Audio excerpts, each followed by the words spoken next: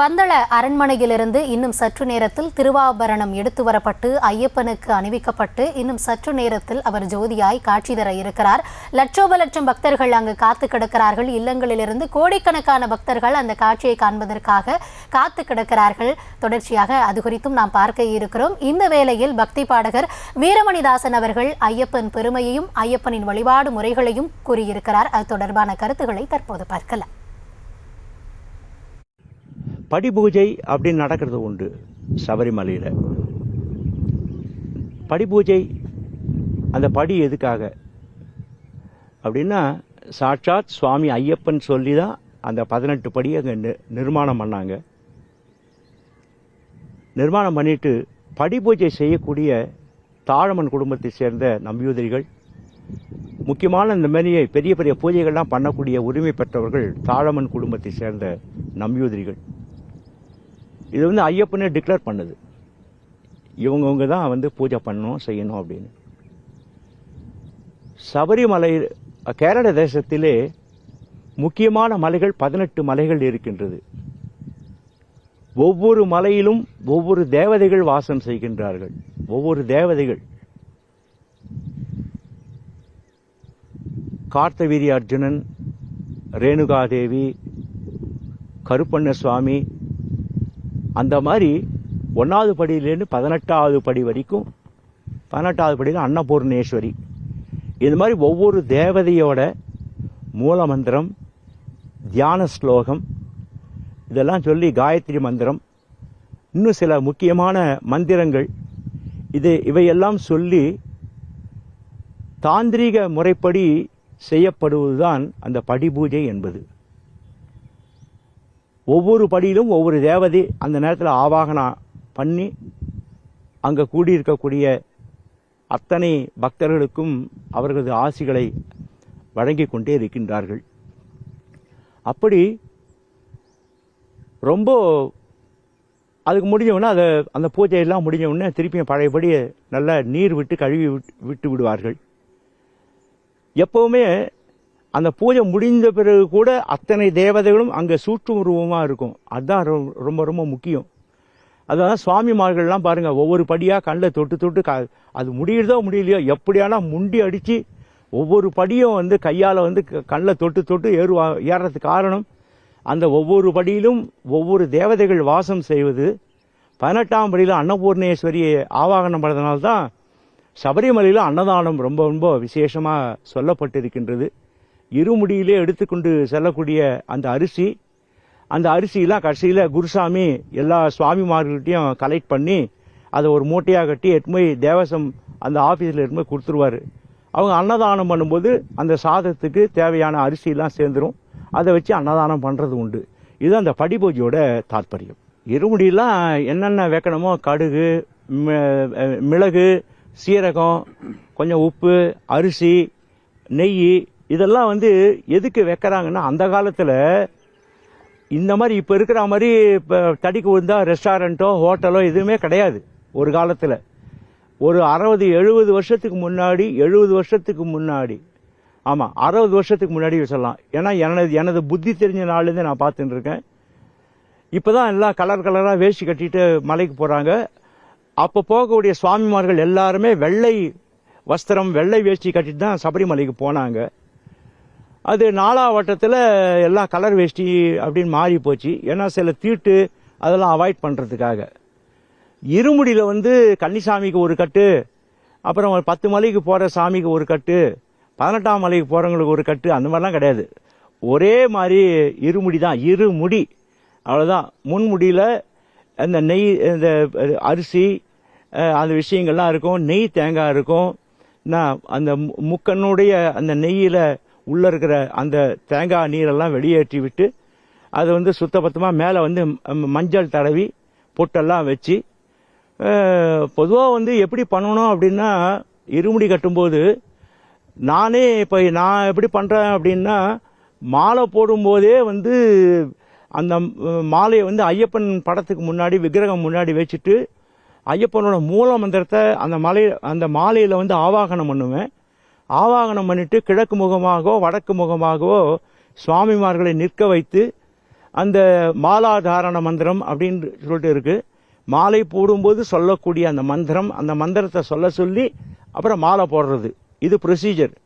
இருமுடி கட்டும்போது என்ன பண்ணணும் அப்படின்னா, அந்த இருமுடியிலையும் மூல மந்திரத்தை ஆவாகனம் பண்ணணும். அதுதான் முறை.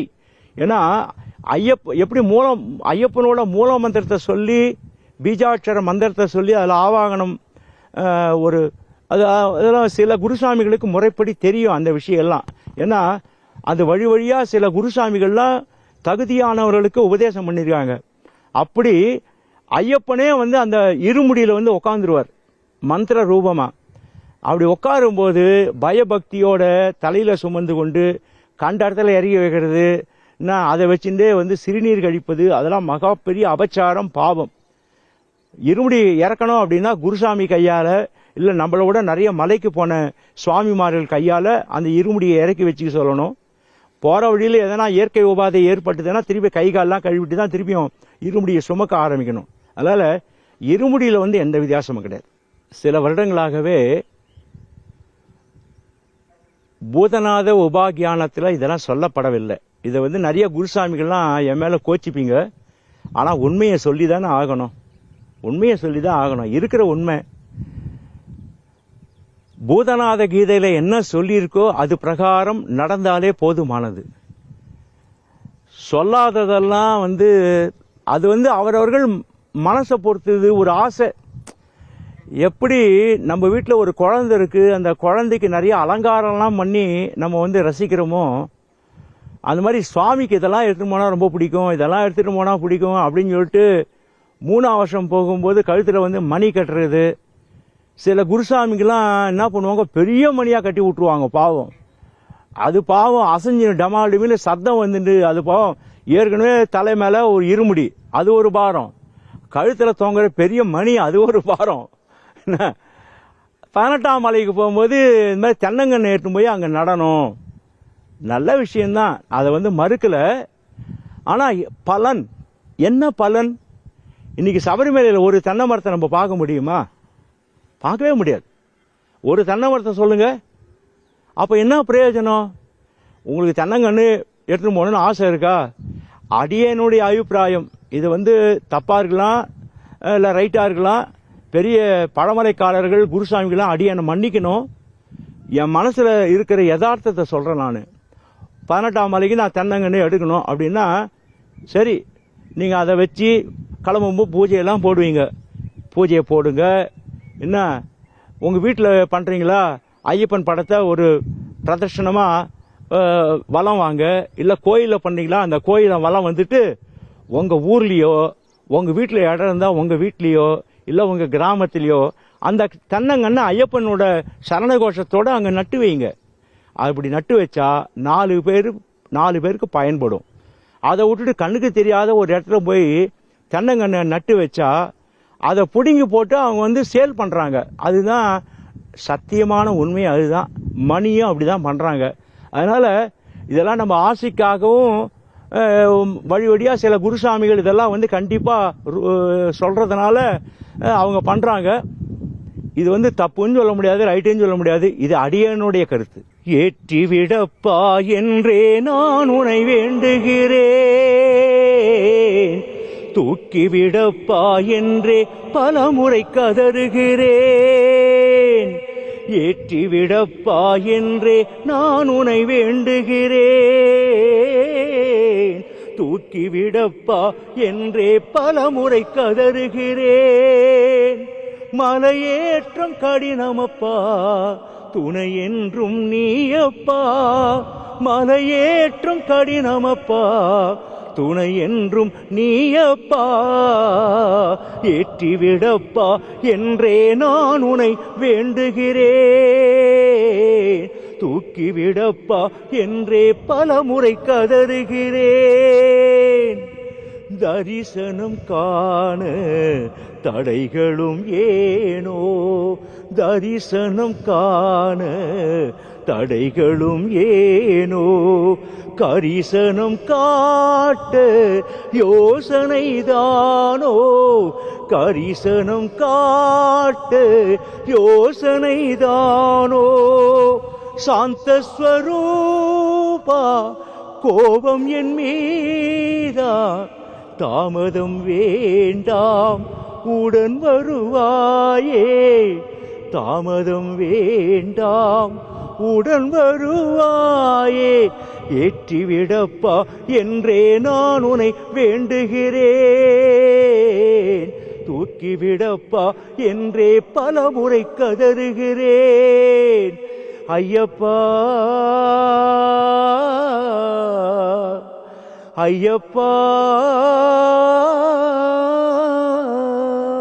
அந்த கார்த்திகை 1ஆம் தேதி மாலை போடலன்னு வச்சுக்கோங்களேன், என்னமோ அப்படியே பல லட்சம் பல கோடி சொத்தே நம்ம கை விட்டு போன மாதிரி ஒரு பெரிய கவலையாயிடும் சுவாமிமார்களுக்கு. அதை ஒற்றி வந்த பாடல் இது. தடைகளும் ஏனும்னு சொல்லிட்டு வாராசி அவர்கள் எழுதிய பாடல், கண்மணி ராஜா அவர்கள் இசையில் ரொம்ப ரொம்ப பிடித்தமான பாடல் இந்த பாடல். பம்பா வந்து ஒரு கங்கைக்கு நிகரான ஒரு புண்ணியமான நதி. எல்லாம் வல்ல சர்வேஸ்வரன் இந்த புனித வட இந்தியாவிலே ஓடக்கூடிய புனித நதிகள் எல்லாம் ஒன்றாக சேர்த்து கேரள தேசத்திலே தவழவிட்ட நதிதான் பம்பை நதி. அந்த பம்பை நதி மிக மிக புனிதமான ஒரு நதி. ராமபிரான் தனது வனவாசத்திலே இந்த மலைக்கு வந்திருக்கிறார் சீதையோடு லக்ஷ்மணனோடு. அங்கே சபரி பீடம் என்று அழைக்கக்கூடிய இடத்திலே சபரி அன்னைக்கு ஒரு பெரிய ஒரு பிரார்த்தனை, ஒரு வேண்டுதல் இருந்து கொண்டே இருந்தது. இறைய அவதாரத்தை, விஷ்ணுவோட அவதாரத்தை தரிசனம் பண்ணணும்னு சொல்லிட்டு தவம் இருந்தாள் அந்த அன்னை. அவள் வசித்த அந்த இடம்தான் இன்னைக்கு சபரி பீடம். சரங்குத்தியால் அப்படின்னு சொல்றது நிறைய பேர் சுவாமிமார்கள்லாம் வந்து சரத்தை குத்தி விட்டு செல்வார்கள். அப்படி அந்த புனித பம்பையிலே நமது முன்னோர்களுக்கு தர்ப்பணம் செய்யலாம். ஏன்னா அது ரொம்ப ரொம்ப விசேஷமாக சொல்லப்பட்டிருக்கின்றது. ராமபிரானும் தனது தந்தைக்காக தர்ப்பணம் செய்த இடம் அந்த புனித பம்பை. அந்த புனித பம்பையிலே நீராடி விட்டு அதுக்கப்புறம் வந்து இருமுடி தாங்கி நீலிமலை ஏறி செல்வது வழக்கம். அங்கே பம்பை கரையிலே கன்னிமூல கணபதி அவருக்கு சூறை தேங்காய் உடைத்து விட்டு அங்கே சன்னதி கொண்டிருக்கும் ராமரையும் சீதையையும் ஆஞ்சநேய சுவாமியும் பராசக்தி பகவதியையும் நமஸ்காரம் செய்துவிட்டு அந்த நீலிமலை ஏற்றத்திலே அனைத்து இறை சக்திகளும் துணை நிற்க வேண்டும் என்று பிரார்த்தனை செய்து கொண்டு நீலிமலை ஏறத் தொடங்குவார்கள் சுவாமிமார்கள். ஆனால் நிறைய பேர் இதை சொல்லும்போது இன்னொரு விஷயத்தையும் சொல்லணும். நிறைய சுவாமிமார்கள் மிகப்பெரிய ஒரு அபச்சாரம், மிகப்பெரிய ஒரு தவறு செய்கின்றார்கள். தான் உடுத்தி கொண்டு வந்த வேஷ்டியை, துணிகளை அந்த பம்பையிலே குளிக்கக்கூடிய நேரத்திலே, ஸ்நானம் செய்யக்கூடிய நேரத்திலே அந்த பம்பை நதியிலே விட்டு விடுகின்றார்கள். மிகப்பெரிய ஒரு அபச்சாரம், அந்த மிகப்பெரிய ஒரு குற்றம். அந்த குற்றத்தை, அந்த அபச்சாரத்தை எந்த சுவாமிமார்களும் செய்யவே கூடாது என்பது அடியனுடைய ஒரு பிரார்த்தனை, ஒரு வேண்டுகோள்.